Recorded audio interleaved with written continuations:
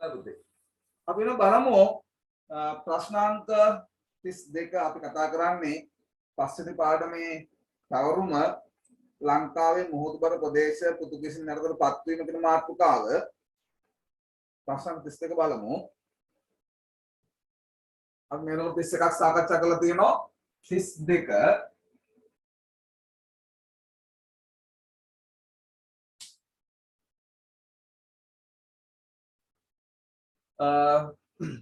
පෘතුගීසින් සමග ගැටුම් ඇති කරගත් යාපනයේ පාලකයා කවුද පුතේ මේ පෘතුගීසින් ගැටුම් ඇති කරගත්ත යාපනයේ රජතුමා? පළමුවන සංගීය රජු චක්‍රවර්තිද? ඔය 1519 දී පරරාජසේකරම් රජතුමා බලයෙන් පහ කරලා කිසියම් පුද්ගලයෙක් බලය අත්පත් කරගත්තා. ඔහු තමයි සංකිලි ගැටුම් ඇති කරගත්තේ. උත්තරේ ලැබුණා. ඒ තමයි පළමුවන සංකිලි රජු.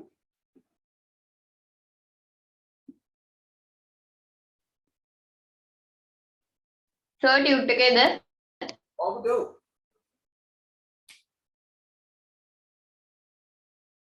ඊළඟට ඔව් සර් එදා කිව්වේ සර් මේ ෂෝට් නෝට් වලට එම පෑම් පාටවල් ටික ඔව් පුතේ. ඒ ටික සර් ආයි පොඩ්ඩක් කියන්න පුළුවන්ද? පාට පෑන් ටික නම් පුතේ ගැටලුවක් නැහැ. අර කඩේ පාට පෑන් ෂෙට් එකක් තියෙනවනේ. ඒක ගත්තම හරි. මේ පුතාලා විශේෂයෙන් දැනගන්න ඕන මේ highlight පාටවල් ටිකද පුතේ? ඔව් සර්. ටිකක් අපේ යාළුවෝ මතක් කරන්න පුතේ මොනවද මේ පාටවල් ටික? සාරාංශය කහ කහනේ. කහද? ඊළඟට මාතෘකා ප්‍රශ්න ලියන්න. කොළ පාට සර්. මාතෘකා කොළනේ. ප්‍රශ්න නිල් පාට. ප්‍රශ්න නිල්. විශේෂ කරුණු සර් රෝස්. විශේෂ කරුණු රෝස්. රෝස. හරි. බලමු අපි ළඟට ප්‍රශ්නාංක 33 යාපනයේ රාජ්‍ය සහ පෘතුගීසින් අතර ගැටුම් ඇති වෙන්න හේතුව මොකක්ද?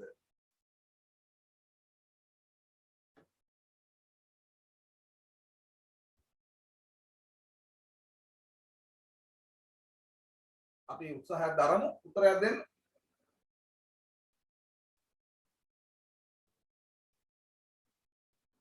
යාපනය ප්‍රදේශයේ කතෝලික දහම ව්‍යාප්ත කිරීමට උත්සාහ කරපු නිසා.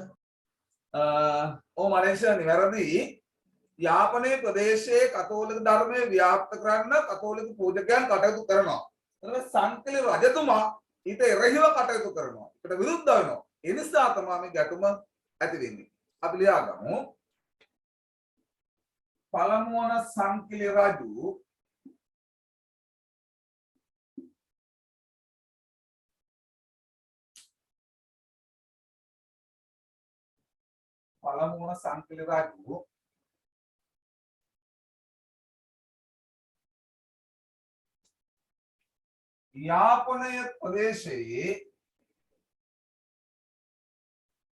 යාපනය ප්‍රදේශයේ කතෝලික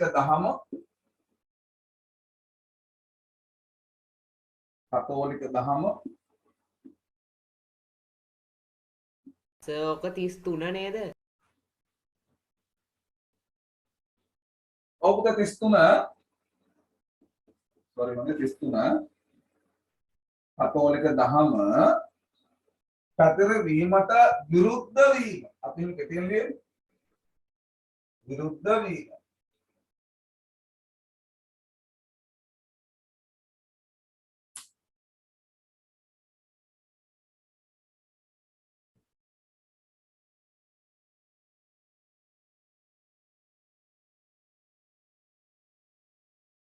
බලමු අපි අංක 34 නම් මේක තියෙන්නේ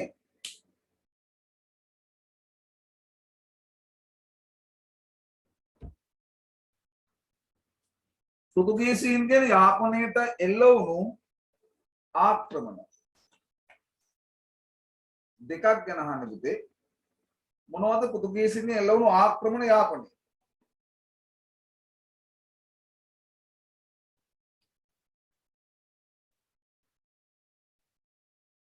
මේ ආක්‍රමණ දෙක එල්ල වෙන්නේ සංකලි රජුගේ කාලයේදී. ආක්‍රමණ දෙකක් නෙවෙයි. ආක්‍රමණ හතරක් විතර එල්ල වෙනවා.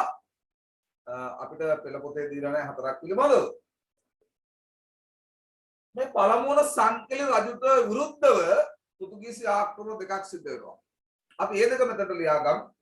මොනවද පුතා මේ ආක්‍රමණ දෙක?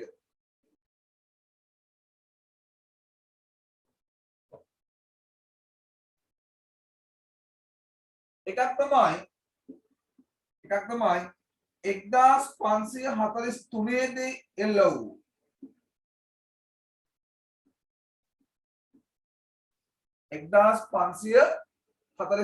දී එල්ල වූ මගේ නමත් කියන්න පුද්ගලයාගේ මාටින් අපොන්සුද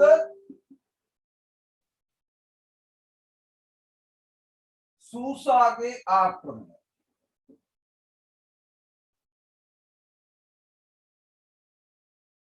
ඔන්න එකක් පුතේ 1543 එල්ල වුණා මාටින් අපොන්සුද සූසාගේ ආක්‍රමණය. ඒ පළමු ආක්‍රමණය.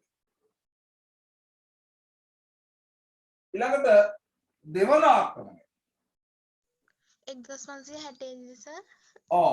දෙවෙනි ආක්‍රමණය 1560 දී එල්ල වූ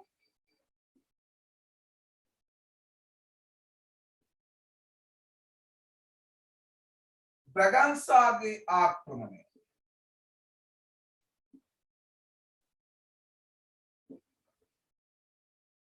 බ්‍රගන්සාගේ ආක්‍රමණය.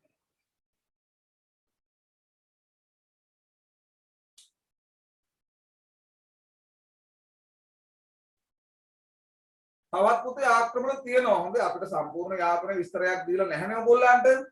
නැත්නම් තවත් ආක්‍රමණ දෙකක් තියෙනවා. තව ආක්‍රමණයක් එල්ල කළා පර්නාඩෝ මැන්ඩෙන්සා ආක්‍රමණයක් එල්ල කරා 1591 විතර වගේ. ඊට පස්සේ ආපහු ෆිලිප් ද ඔලිවේරා ආක්‍රමණයක් එල්ල කරා. ආක්‍රමණ හතරක් තියෙනවා. මෙතන අපි මුල් දෙක ලියාගත්තා. අපි අංක 35 බලමු.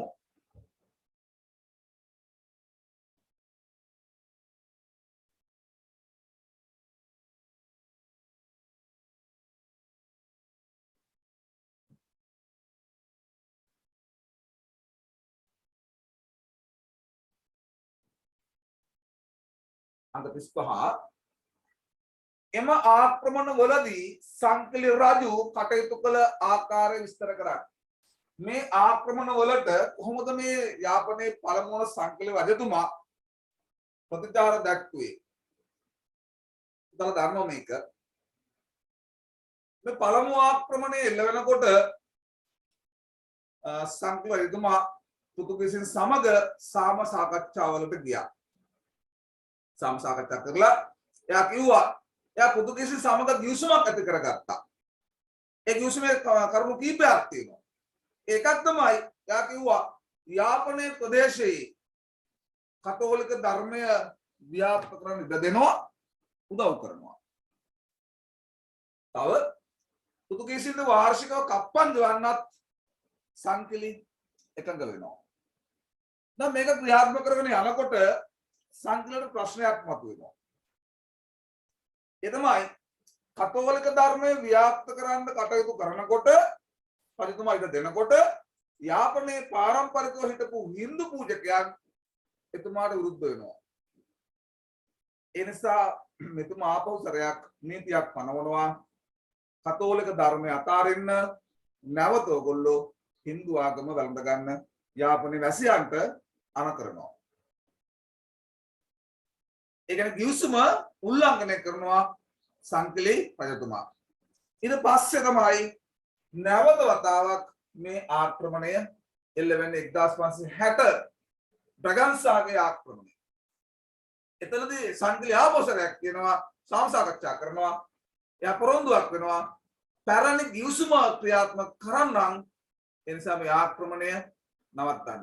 මේ පෘතුගීසික පිළිගත්තා ආක්‍රමණය නැවතුවා සංකලී රජතුමා ආපෝසරයක් යාපන වැසියන්ට කිව්වා ඔයගොල්ලෝ නැවතත් කතෝලික ධර්මය ගලඳ ගන්න. ඔයා දන්න ප්‍රතිඵලය මේක විහිළුවක් වුණා මිනිස්සුන්ට. මිනිස්සු මොකද කරේ? සංකලී රජතුමාව රජපුතුවෙන් එළවලා දැම්මා. අපි ලියාගමු.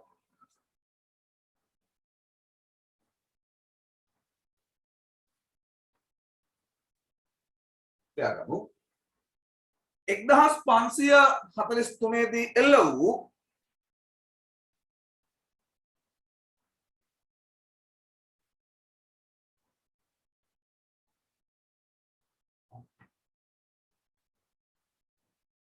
එක්දහස් 543 දී එල්ල වූ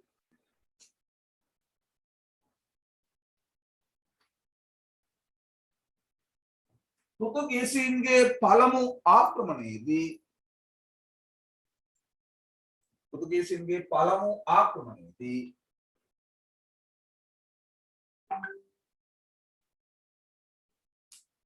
සංකිලි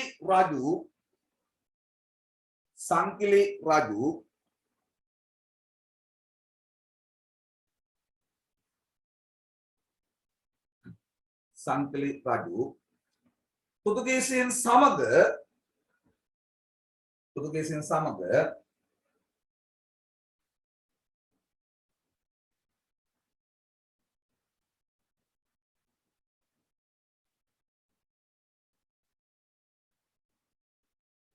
සාකච්ඡා කර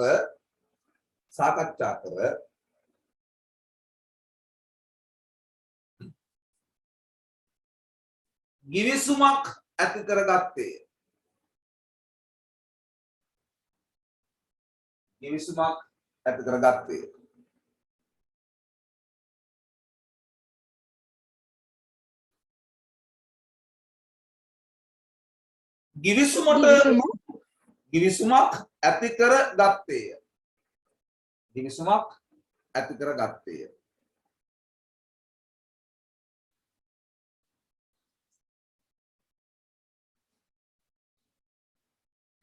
ගිවිසුමට අනුව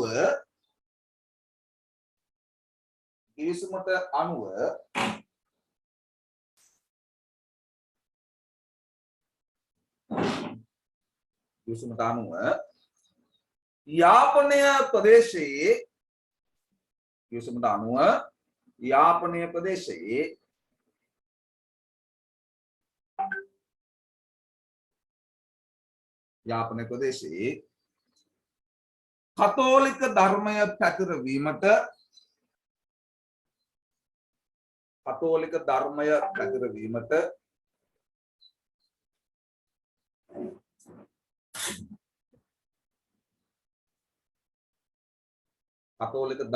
පැතිරවීමට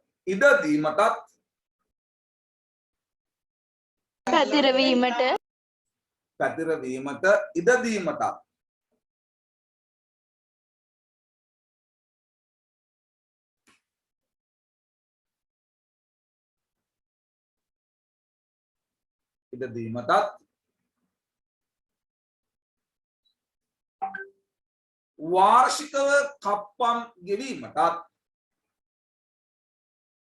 වාර්ෂිකව කප්පම් ගෙවීමටත්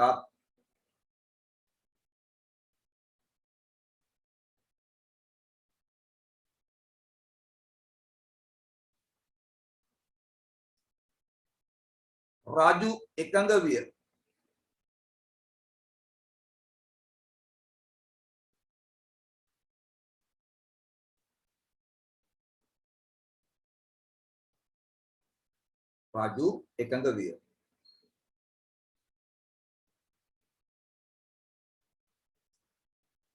දෙවන ආක්‍රමණය එල්ල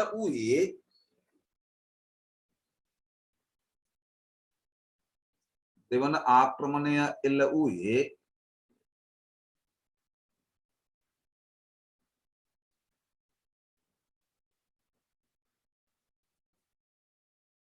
එම ගිවිසුම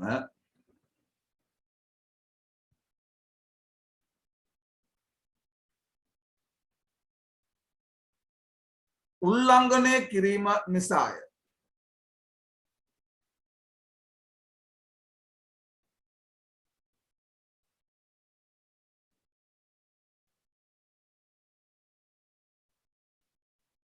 එහිදී ඔහු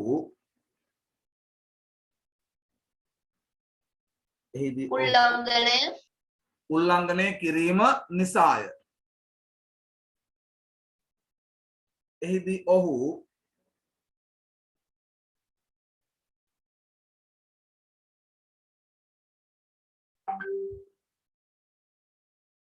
පැරණි ගිවිසුමක් ක්‍රියාත්මක කිරීමට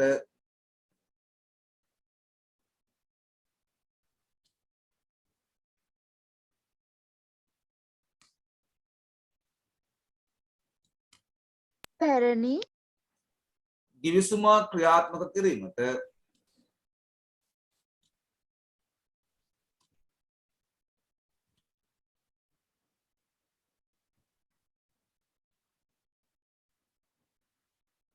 එකඟ විය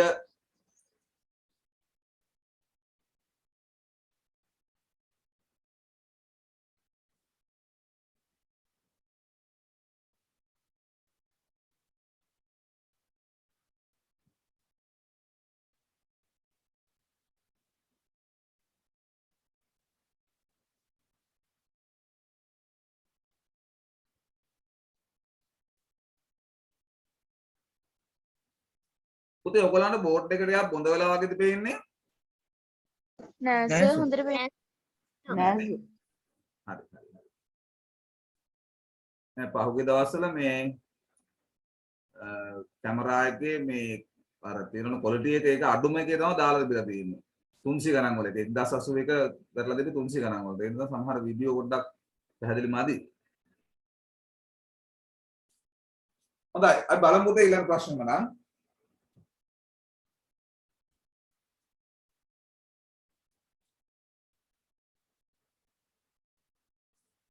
අංක 30යි බලමු අපි.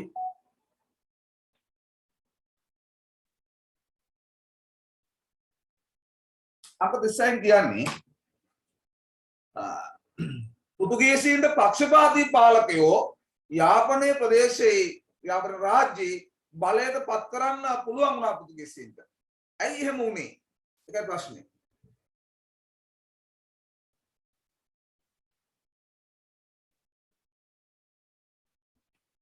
මොකක්ද පුතේ ඒකට හේතුව?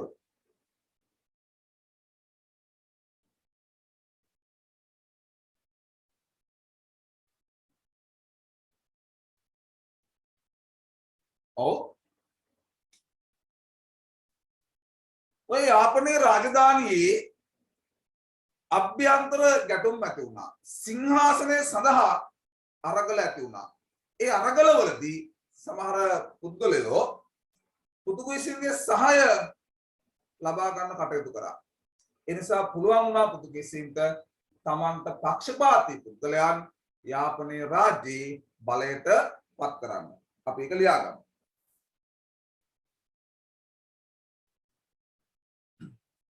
යාපනයේ රාජධානියේ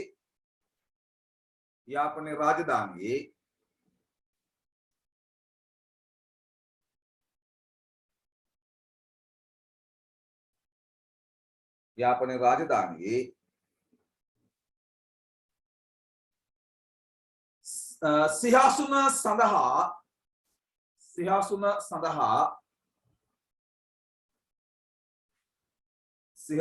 සඳහා බල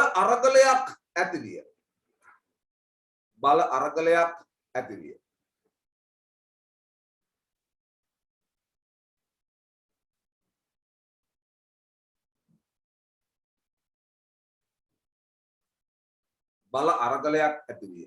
එම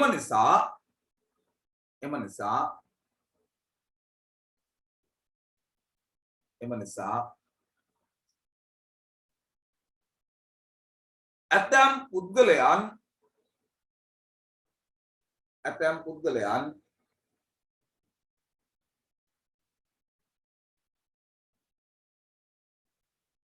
සිහසුන ලබා ගැනීමට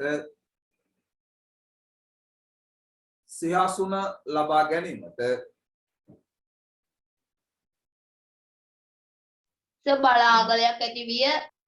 බල අරගලයක් ඇති විය. එම නිසා ඇතැම් පුද්ගලයන් සිහසුන කියන සිහසුන ලබා ගැනීමට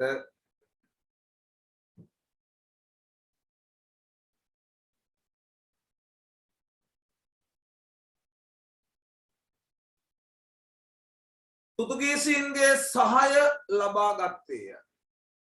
පෘතුගීසීන්ගේ සහාය ලබා ගත්තේය.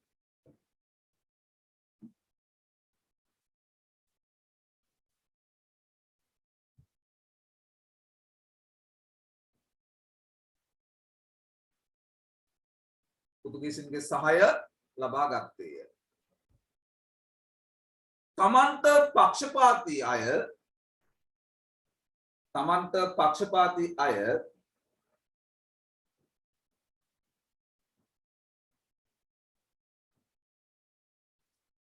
තමන්ට පක්ෂපාතී අය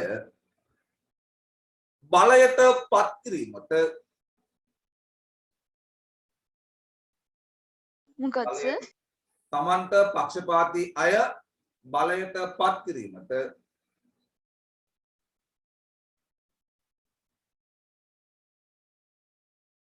පෘතුගීසීන්ට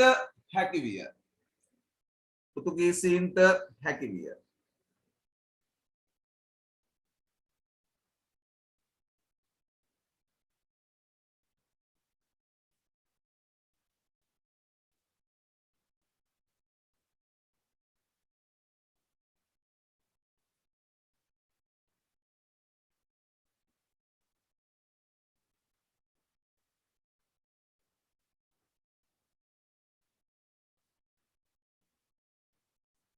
බලමු අපි ඊළඟ ප්‍රශ්නය අංක 37.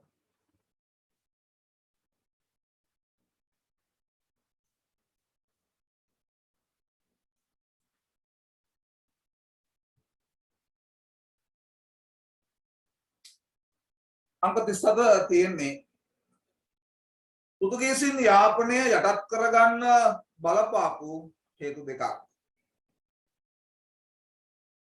පුතාලා කියන බලනකොට හේතුවක්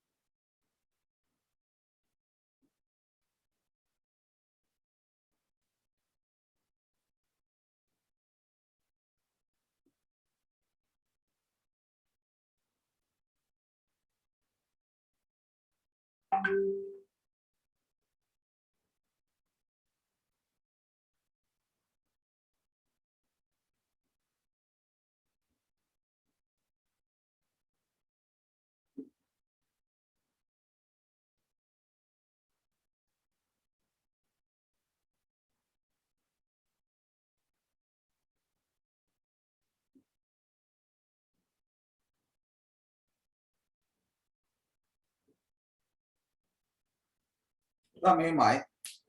මේ යාපනයේ සමහර පාලකයෝ ඉන්දියාවත් එක්ක වෙළඳ සම්බන්ධතා පැවැත්තුවා.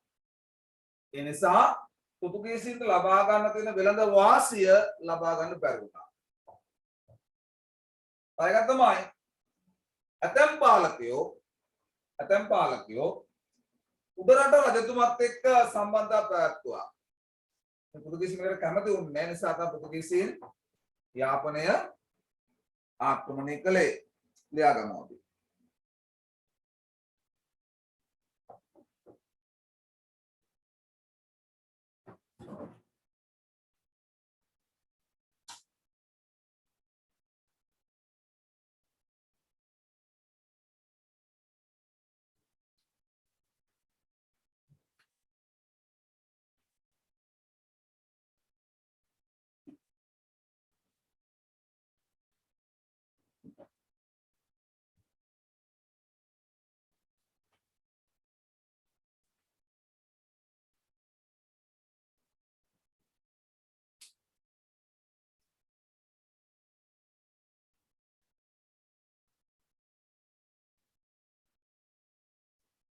අපි අංක 38 බලමු. යාපනය යටත් කර ගැනීමට යා වූ සෙන්පතියා සහ යටත් කරගත් වර්ෂය. පුතව දන්නවා මේ සෙන්පතියා? 1619 වර්ෂය 1619 සෙන්පතියා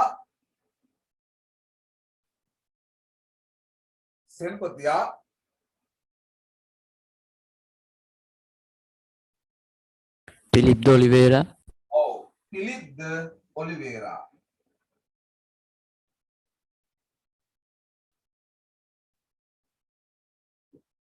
පිලිප් ද ඔලිවේරා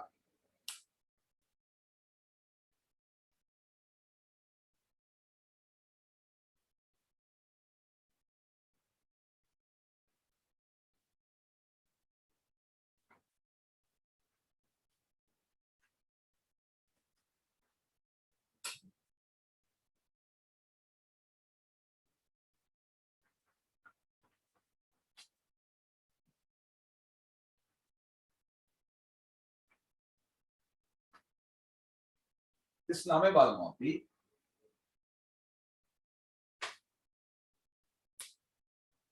පාලනයෙන් පහසුව සඳහා කෝට්ටේ රාජධානිය බෙදා තිබූ දිශා 4 සඳහන් කරන්න. සත්කෝරළය සතරකෝරළය මාතර සබරගමුව සත්කෝරළය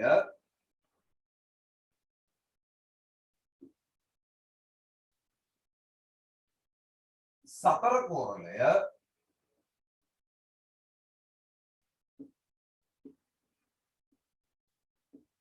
මාතර සබරගම.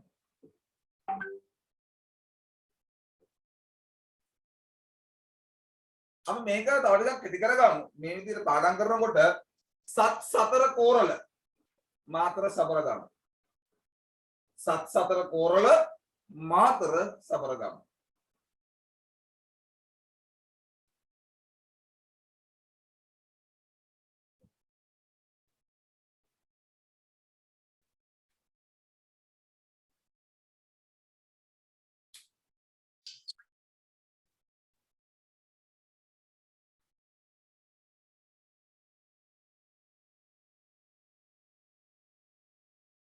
අපි අංක 40 බලමු. ආදායම් එකතු කිරීමට පත් කර තිබූ සුළු නිලධාරීන් කනකපුල්ලේ ලියන්නන් මයෝරාලවරුන් ඔව් නිවැරදි. කනකපුල්ලේ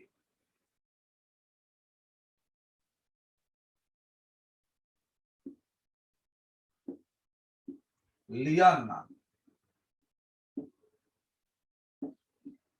මයෝරාලවරු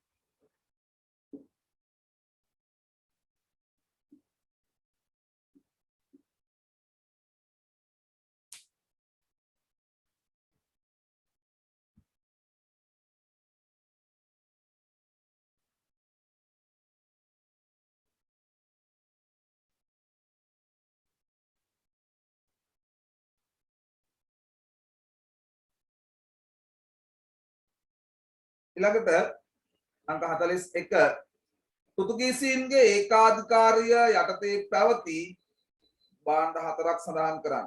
ඒ කියන්නේ පෘතුගීසීන්ට විතරයි මේ භාණ්ඩ පුවක් මුතුමැණික් කුරුදු ගම්මිරිස් පුවක් මුතුමැණික් කුරුදු ගම්මිරිස් භාණ්ඩ ගොඩක් තිබුණා. සාධික පුවක් තවත් අලිය සාධික පිටයි නෑ සාධික මුතුමැණික් ඔව් හරි මේ බලන්න මෙන්න මේ අපේ ඡේදයක් කියලා දෙනවා පුවක් ගම්මිරිස් ඊට පස්සේ අලියතුන් සහ මුතුමැණික් පුවක් ගම්මිරිස් අලියතුන්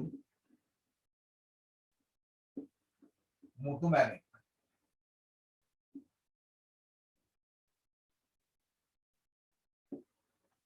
පුවක් ගම්මිරිස් අලියතුන් මුතුමැණික්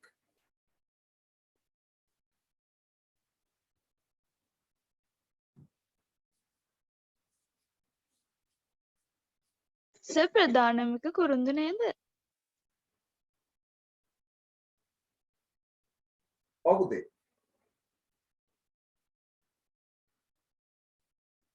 කුරුදු වල දාම සම්පූර්ණයෙන්ම පෘතුගීසින්ගේ ඒකාධිකාරකමක් තිබුණේ ඊට අමතරව තවත් මේ බාහන හතරක් තමයි තියෙන්නේ පුවක් ගම්මිරිස් සහ අලියතුන් මුතුමැණික්